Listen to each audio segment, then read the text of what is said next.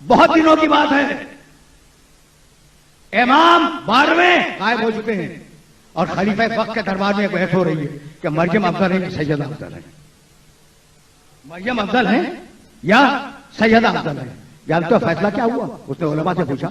उलमा को बिठाने का शौकीन बादशाह था। उसने उलमा से पूछा कि भाई तुम्हारी राय क्या है कि मरियम अफजल है या सैयदा अफजल है? कहा कि भाई कुछ सोचने की मोहलत तो दे। कहा कल बताना। दूसरे दिन जब उलमा आए तो कहा कि बताओ मरियम अफजल या फातिमा अफजल। उलमा ने बिल इत्तेफाक से जवाब दिया कि मरियम अफजल है। कहा भाई देखो मैं दलील के बगैर कोई बात नहीं मानता। कहा अमीर हम दो दलीलें लाए हैं। एक तो ये कि कुरान ने मरियम की तहारत का ऐलान किया है, या मरियमो इन्नल्लाह अस्तफा के व तहरा के वस्तफा क्या करना साहिल आलमीन। मरियम अल्लाह ने तुम्हें ताहिर किया है, तहरा के। ठीक, फातिमा के लिए कोई तस्करा नहीं है, इसलिए मरियम अफजल नऊज़ु बिल्लाह फातिमा कमतर। कहा कोई और भी दलील है? कहा कि हाँ कुरान में 19वां सूरा है सूरह मरियम। फातिमा के लिए तो एक भी सूरा नहीं है, इसलिए मरियम अफजल हैं, फातिमा नऊज़ु बिल्लाह कमतर है। उस भरे हुए दरबार में एक ऐसा भी बैठा था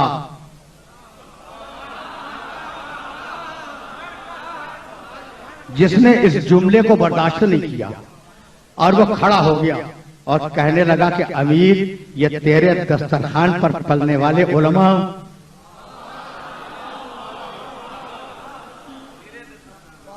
तेरे दस्तरखान पे पलने वाले उलमा गजब खुदा का इतने बदअकीदा हो गए हैं कि ये मरियम को फातिमा से अफजल करार देते हैं।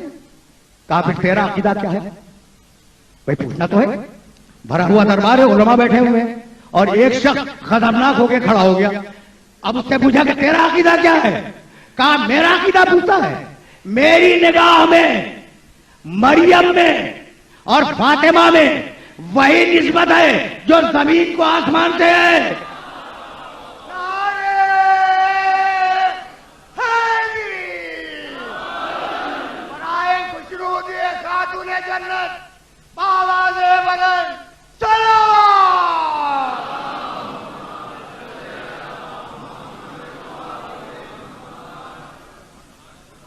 खलीफतुल मुस्लिमीन ने यह जुमला सुन तो लिया और उलमा की थ्योरियों पे बल भी आ गए, लेकिन उसने अदल का सबूत दिया। उस वक्त तलवार खींची और बरहना तलवार अपने सामने रखी और अली के उस चाहने वाले से कहने लगा कि अगर तूने अपने दावे को साबित न किया तो सरे दरबार तेरी गर्दन उड़ा दी जाएगी। दावे को साबित कर। उसने एक कदम आगे बढ़ाया और कहा कि अमीर सुन, मरियम के लिए एक मरतबा लफ्ज आया तहरा के, और मेरी शहजादी के लिए 2 मरतबा लफ्ज आया यो तहरकुम ततहीरा।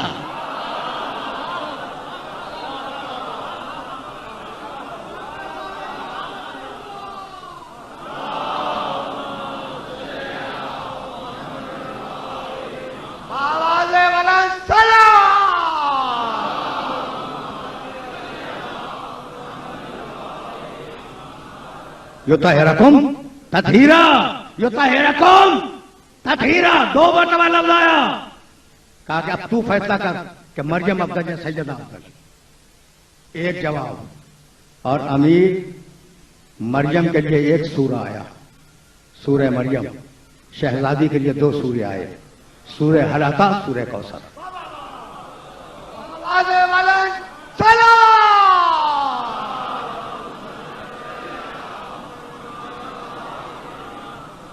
वो अपने जोश शबाब में एक कदम आगे बढ़ रहा है और हाजिर दरबार उसे चाहते हैं कि उसी मकाम पे रोक दें। खलीफा वक्त ने कहा कि नहीं, इसे बढ़ने दो। सुने तो कि ये कहता क्या है? सुनोगे? उसने क्या कहा कि अमीर तशफ़ी हुई कि मरियम अफजल या फातिमा अफजल? तशफ़ी हुई? अगर तशफ़ी ना हुई हो तो कुरान सुन। मरियम प्राइवेट लाइफ में गई, प्राइवेट लाइफ में पर्दा कर लिया अपने खानदान वालों से और वहां जिब्रील ने पहुंचकर पैगाम दिया। मरियम अपनी जाती जिंदगी में है, जहां मां भी नहीं जाती वहां है, जहां मां भी नहीं जाया करती मरियम उस मकाम पर हैं और उस मकाम पर फरिश्ता पहुंच गया और फरिश्ते ने जाके पैगाम दिया। सूरह मरियम में वाकया मौजूद है, ये मरियम है और अब मेरी शहजादी अपने बाप के साथ, अपने शौहर के साथ, अपने बेटों के साथ चादर के अंदर बैठी हुई है। फरिश्ते की हिम्मत नहीं है कि इजाजत के बगैर चला जाए।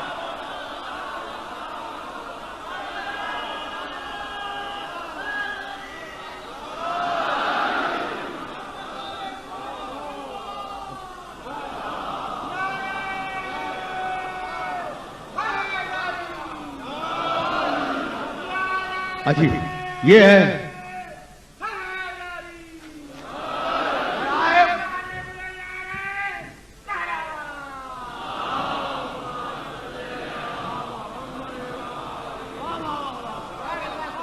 आमिर, आपको समझ में आया कि मरियम अफजल या फातिमा अफजल? और अगर अब भी समझ में ना आया हो तो अब समझ कि मरियम का एक बेटा मासूम,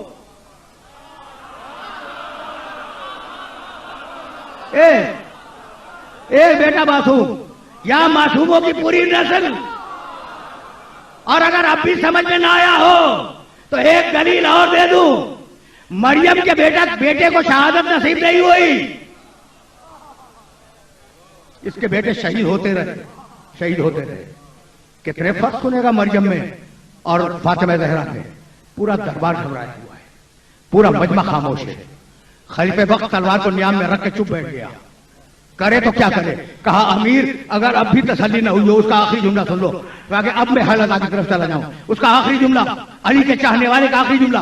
कहने लगा कि अमीर अगर अब भी तसल्ली न हुई हो तो इस किस्से को छोड़ दे, इस मसले को छोड़ दे, यह हल हो जाएगा। कहा कब हल होगा? कहा जब फातिमा का बेटा गैब से बाहर आएगा, मरियम का बेटा आसमान से उतरेगा, दोनों होंगे। फातिमा का बेटा नमाज पढ़ाएगा, मरियम का बेटा नमाज पढ़ेगा।